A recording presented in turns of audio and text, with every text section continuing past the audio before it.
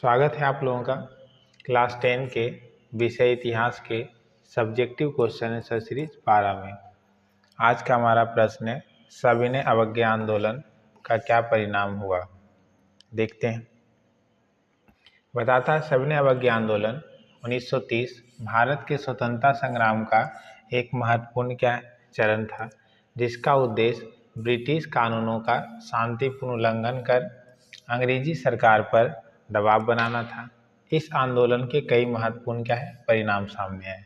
आइए देखते हैं। पहला, तो एक क्वेश्चन भी आपसे पूछा जाएगा ऑब्जेक्टिव में, सविनय अवज्ञा आंदोलन कब हुआ? 1930 में। तो पहला पॉइंट है हमारा, ब्रिटिश सरकार पर दबाव।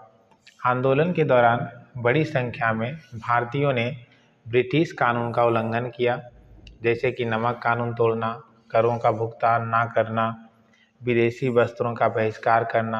इससे ब्रिटिश सरकार पर दबाव बढ़ा और वह भारतीय नेताओं के साथ वार्ता के लिए मजबूर हुई।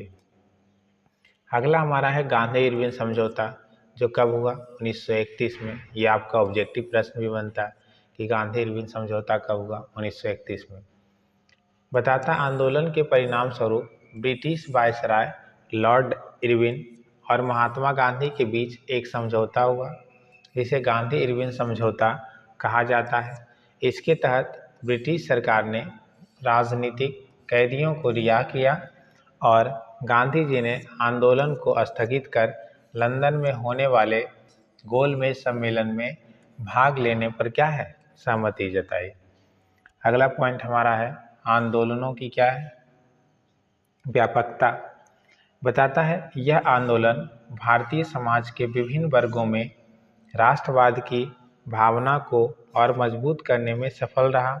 किसानों, महिलाओं, छात्रों और व्यापारियों ने इसमें बड़ी संख्या में भाग लिया, जिससे आंदोलन का प्रभाव पूरे देश पर फैल गया। अगला हमारा पॉइंट है, कांग्रेस और गांधी जी की प्रतिष्ठा। सविनय अवज्ञा आंदोलन ने भारतीय राष्ट्रीय कांग्रेस और महात्मा गांधी के नेतृत्वकारी भूमिका को और मजबूत किया और भारतीय जनता में कांग्रेस और गांधी जी के प्रति विश्वास और समर्थन बढ़ा, जो स्वतंत्रता आंदोलन की प्रमुख ताकत बन रही थी। अगला पॉइंट है हमारा, दमनकारी नीतियाँ।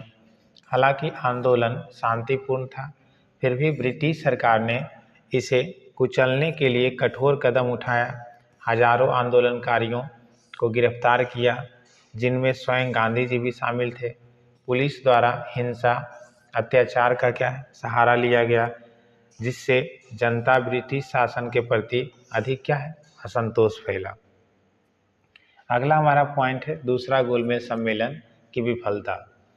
गांधी जी ने लंदन में हुए दूसरे गोलमेज सम्मेलन में भाग लिया, लेकिन यह सम्मेलन विफल रहा, क्योंकि इसमें भारत की पूर्ण स्वतंत्रता की मांग पर सहमति नहीं बन पाई। इसके बाद आंदोलन फिर से शुरू किया गया, हालांकि यह पहले जैसी तीव्रता नहीं पकड़ पाए। अगला हमारा पॉइंट स्वराज की दिशा में कदम। सविनय अवज्ञा आंदोलन ने भारत के स्वतंत्रता संग्राम को नई दिशा दी। इस आंदोलन ने ब्रिटिश सरकार को यह स्पष्ट संदेश दिया कि भारतीय जनता अब अपने अधिकारों से कम पर संतुष्ट नहीं होगी और ब्रिटिश शासन का अंत नज़दीक है। इसने भारतीय स्वतंत्रता के संघर्ष को एक महत्वपूर्ण गति प्रदान की।